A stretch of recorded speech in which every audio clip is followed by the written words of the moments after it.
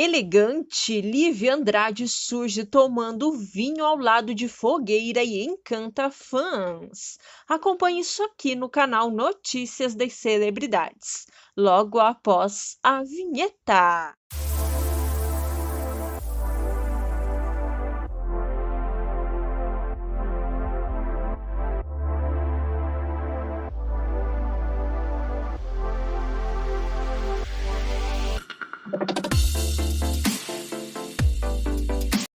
A bela apresentadora Lívia Andrade animou sua legião de fãs e admiradores com uma nova publicação feita recentemente em suas redes.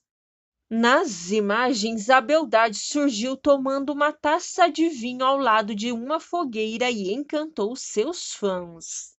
Impactados pela beleza da gata, seus fãs não economizaram nos elogios nos comentários da publicação.